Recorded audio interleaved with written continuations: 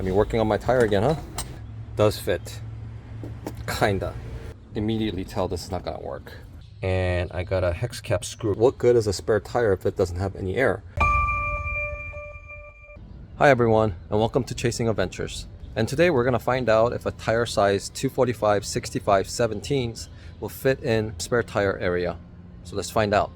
Alright, and the wheels are LP Aventure's LP1 in 17-inch with more aggressive 20mm offset wrapped in Mickey Thompson Baja Boss AT.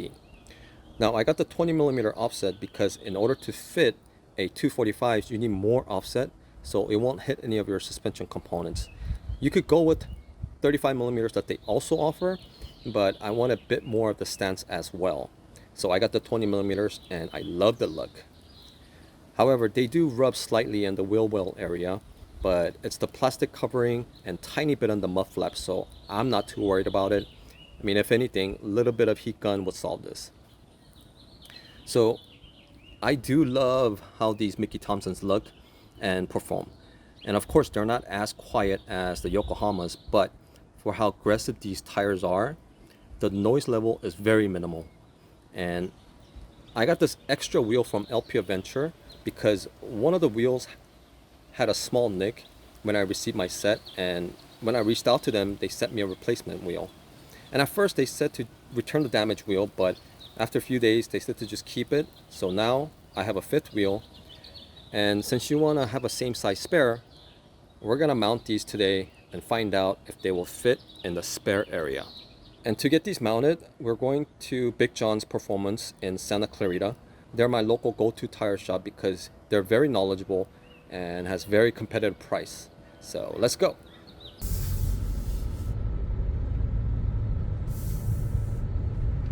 Alright, it's a short drive from my house and we're at Big John's Performance. It's a bit of a busy day today, so I have to wait about 30 to 40 minutes. So I'll stick around and keep you guys updated. 20 minutes later. I mean, working on my tire again, huh? I guess. Nice. This is the guy.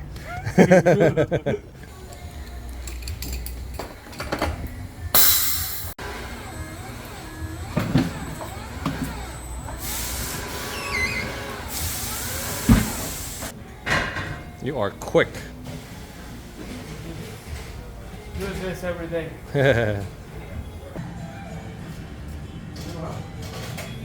Still does a little bit. All right, so here is that extra fifth wheel. 245, 65, 17s does fit, kinda.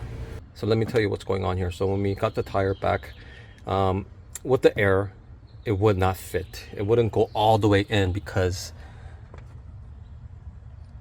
I don't know, maybe like that much of a difference between having air and no air. So this is without air and it does fit.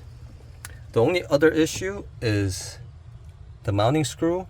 This is too short. See how it goes all the way in there? So I need to figure a way out to secure this properly in the car, so in case of a rollover or a heavy accident it doesn't pop up. And second thing you guys might ask is, well, what good is a spare tire if it doesn't have any air? Well, I do carry a compressor around in case if we do go off-roading and air down the tires, I want to air back it up. So I do have a compressor, so I'm not worried about that. But as you can see, when you have it in there, it closes completely. It doesn't protrude out. There's no resistance, so it does fit with those two other modifications you might have. And let me try fitting the jack in here and see how that works. Yeah, so after putting the jack, you could immediately tell this is not gonna work. Yep, that's not working. So another thing, I guess 3 negatives of having 245s in this spare tire area is, one, your tire needs to be aired down or completely no air. 2, you got to figure out a way to secure this, and third, you can't use this. But other than that, it does fit. Well, that'll do it for today. And if you guys ever been wondering if a 245 will fit in the spare tire area, it does fit. Whoa, wait a minute, guys. I just can't leave you guys hanging like that. It feels like if I don't show you what I did to my car, how I solved those issues, it feels like I left you guys a half an answer. So this is what I did. I know it looks a bit ghetto, but it works. So this is the OEM jack and the tools. And I just made a box out of an Amazon shipping box that I received. And this is my Air 88P compressor, air compressor. And I have used this thing for many years, and it works great. So that's my compressor to fill the air back up when you need a spare. And just extra, this is cross torque jumper. I charged this. I don't even remember the last time I used this, but I charged it, and I think I used it a couple of times. And let's see what the battery. Okay, so we still have 3 bars, so it holds its charge and it works. So I have that for just in case backups. And this is a first aid kit. And then I just covered the wheels, gave it a little protection. I don't know, I could have made a better cut, but I was in a hurry, so just did that. And this is how I secured it. So I went to Lowe's and I got a hex cap screw.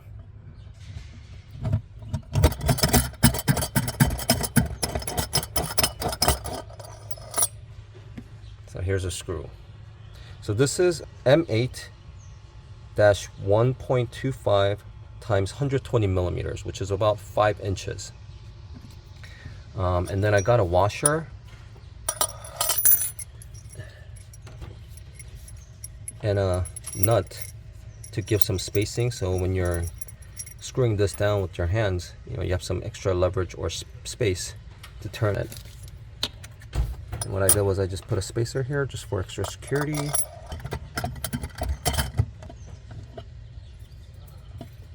And the nut goes right in there, and it's pretty secure. It won't move. So that's how I secure this thing. And again, with everything in place, we got this ghetto cover, got the compressor, I have a jumper, first aid kit, and my jacks. And they close completely shut.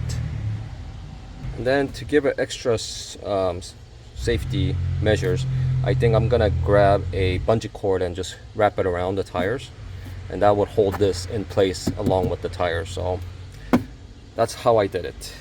And so now, if you guys thought this video was helpful, please make sure to subscribe and hit the bell notification so you'll be the first to be noted when my next video pops up. All right, until next time, keep chasing adventures.